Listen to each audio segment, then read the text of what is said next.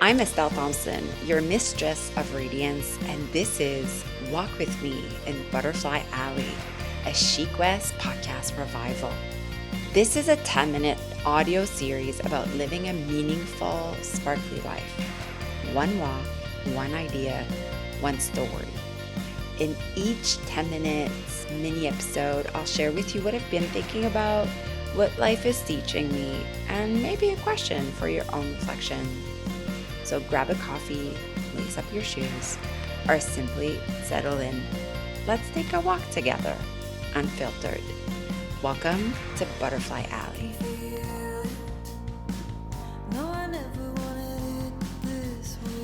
I'm recording this the morning after my Lead with the Heart retreat at the August House. The August House is an incredible, really old house, but just incredible, well-kept grounds that Colette and Laura have taken upon themselves to make um, this like boutique hotel. But when when you step in, there's something just so much bigger, and just the intention and care and precision they have taken to the place is vibrant and notable. And that's why I wanted to come back, because I had done a Meeting Your Essence retreat in July of 2024. And, the place itself had really taken me aback. And I worked like that a lot, where I let retreat spots really find me instead of the other way around. And I had been in connection with Colette on, I know she's like a creative as fuck a woman, and I've known her through events and community gathering for 15, 16 years. And so I was really excited to know she was taking on this project. And I didn't know Laura as much, but I knew her sister through my parent classes. That, anyways, what a great fit. And what a I really just have no words for the weekend that just unfolded. There was 11 of us, 12, including me.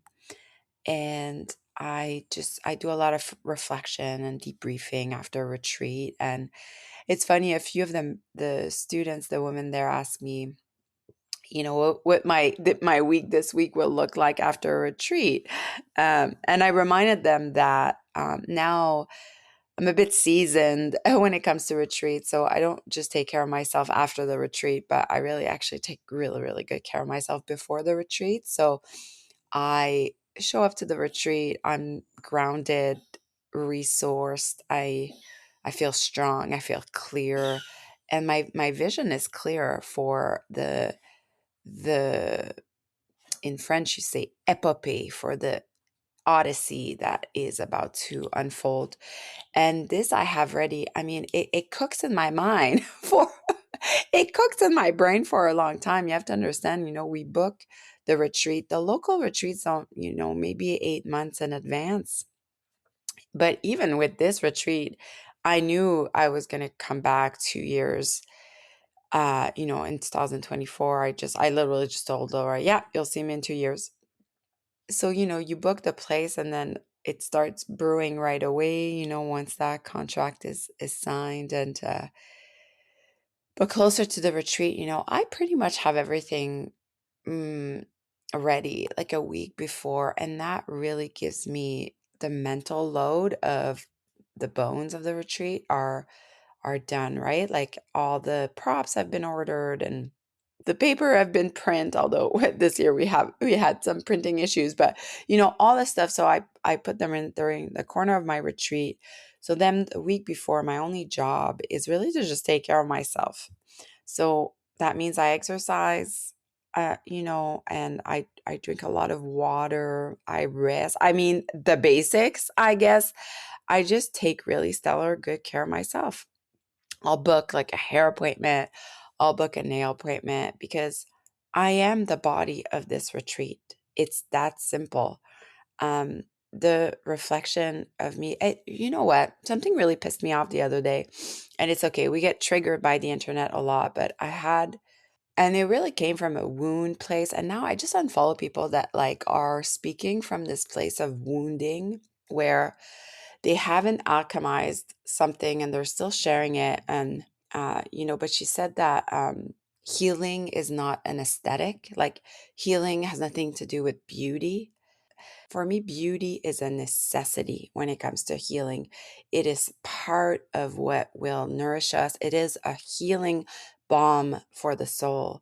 And if you don't think that, you're completely separated from one of the juiciest, the sweetness of your soma, of your body. You're completely connected.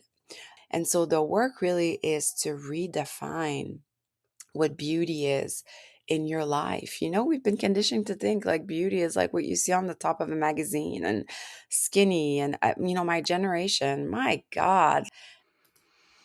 It's a little wild to think I'm entering my 16th year of teaching my own brand of yoga, Radiance. Radiance Yoga and Dance returns to the practice in Dartmouth on September 2nd, and registration opens August 5th. Every Wednesday evening, we gather to move our bodies, connect with ourselves, and remember what it feels like to be fully alive. Radiance is more than just a normal yoga class or dance class. It's a space for self discovery, connection, and coming home to yourself through movement. Join us in person for yoga, dance, or both. If you're not local to Nova Scotia, you can also join Radiance Yoga online, live or on Zoom, or through the replay library. No experience is required, no perfection is expected, just a willing heart and a body ready to move. You can find all the details at estellethomson.com. I would love to welcome you into our radiant community this fall. Now back to our walk. Poets are great in terms of redefining words that have really been just destroyed in our society. And I really love the definition of the poet John O'Donohue that really sees beauty as a homecoming. And I know as soon as I heard that, I was like, yes, that's it. My retreats are seeped in a world of beauty. As soon as you enter, you are filled with art, you are filled with mythology. And I am part of that. Estelle is part of that. My frequency reflects part of that. This is why I teach about spiritual fashion. And so this retreat we had, it was navy and silver. I mean, more I simplify everything. And so one night we have to dress all navy, and oh, it was so good. So anyways, here I am on Monday, and there's like two confessions that, I kind of just debrief, and I'm kind of always left in awe, and I don't have a lot of words, but I written the newsletter that I wrote kind of came out as like a confession. And the first confession is that I realized I didn't even teach a full yoga class. Like we were so far from doing any downward dogs and any warrior twos. And now don't come after me and say, Estelle, you don't think about yoga anymore. Me. Um, Look, I value downward dogs. I value warrior twos. I do them every week.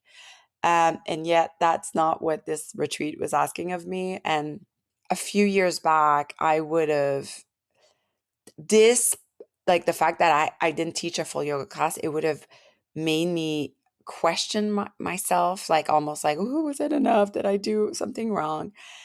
And this time it's like, oh my God, no way. This is exactly how it should have been. And yeah, just realizing that yoga has become just, I guess, one of the many languages I speak, and it just no longer carries the whole conversation, if you will.